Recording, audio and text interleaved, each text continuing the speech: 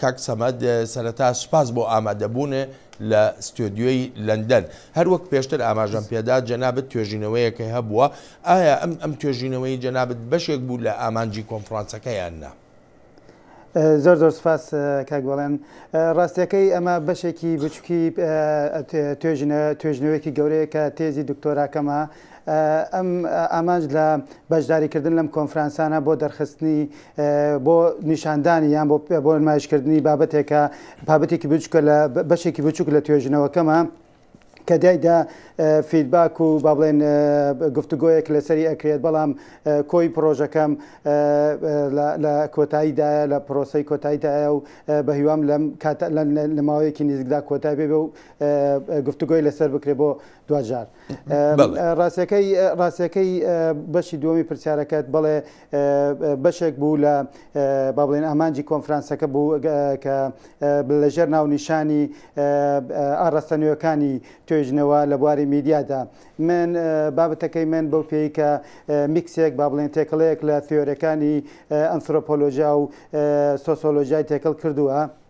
ئەم تایبەتمەندیە وا ئەکات کە توێژنەوەکەی من بە توێژنەوەیەکی نوێدا بنرێت و بەشداری ئەو کۆنفرانسەم کرد. بەڵێ باشە کاک سەمەد جەنابەت هەر وەکو ڕۆژنامەوانە ینی لە پاش ئەم توێژینەوەیت گەیشتیتە چ جۆرە بەرەنجامێک؟ ڕاستیەکەی من توێژنەوەکەم لەسەر کاریگەریەکانی تەکنەلۆژیای نوێ لەسەر بەرهەمێنانی هەواڵ لە ناو نیوزڕوومە. بێگومان من دوو کەیس ستادیەکەم با بڵێن دوو چەناڵی گرتوێتەوە، گەلی کوردستان و کەێنێنی گرتوێتەوە کە یەکێکیان ئەنەلۆگ سیستەمە یان ئەوەکەیان دیجیتال سیستەمە. ڕاستیەکەی من تەرکیزی زۆرم کردووە سەر ژیانی ڕۆژانەی خوێندنەوەی ژیانی ڕۆژانی ڕۆژنامەنووس لە ناو نیوزڕووما و چۆنێتی بەرهەمێنانی هەواڵ لە چۆنێتی مامەڵەکردن لەگەڵ تەکنەلۆژیانەوە لە ڕێگای ئەو دوکتۆریەوە کە پێشتر باسم کرد. من تەرکیزم کردوتە سەر کۆمەڵێ لایەنی.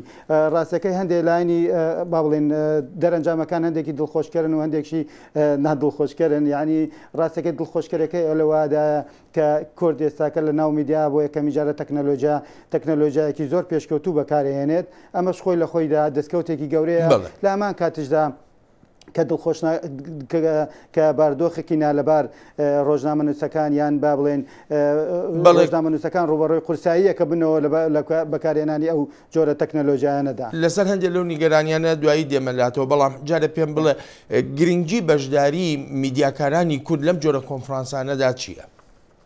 بەڵێ بێگومان بەشداریکردنی توێژەر لە کۆنفرانسا کاریگەری و بایەخ و ئەهەمیەتی خۆی هەیە. لە هەندێک شوێندا لە هەندێک کاتدا توێژەرەکان نوێنەرایەتی نەتەوەکەیان یان نوێنەرایەتی وڵاتەکەیان دەکەن لە کۆنفرانسەکەدا، بەدەر لەوەش کە توێژەر لە چوارچێوەی کۆنفرانسێکە کۆمەڵی عیلاقات و کۆمەڵی پەیوەندی دروستەکە لەگەڵ دەوروبەری خۆیدا. ئەمەشە بۆ ئایندەی ئەکادمی توێژەرەکە گرنگە. کەواتە لە ئێمە لە کۆنفرانسەکاندا ئەرکێکی وەزیفەیەکی زۆر سەرەکیە کۆنفرانسەکان با بڵێن ئەو شەوەیە دروستکردنی پەیوەندیە لەگەڵ دەوروبەر و لەگەڵ کەسانی شارەزادا.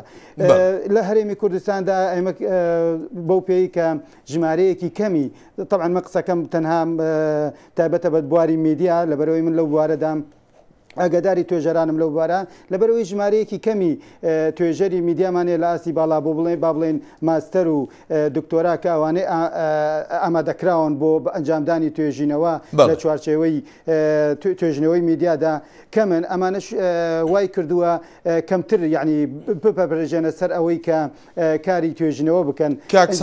هۆکاری ترمانش هەیە بۆ نمونە ئەگەر یارمەتیم بی کاتم زۆر کەم ماوە دوو پرسیاریشم هەیە. یەکەمیان ئەم جۆرە توێژینانەوە چەندێک بەشدار دەبن لە ڕەوانەوەی ئەو نیگەرانیانی بەرامبەر بە میدیای کوردی هەیە زۆر بە کورتی فەرموو؟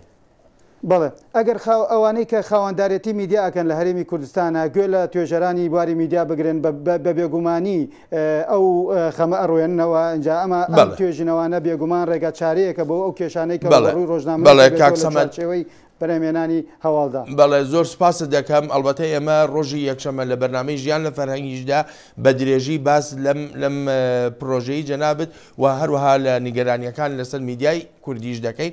زۆر سپاست دەکەم. زۆر سپاس.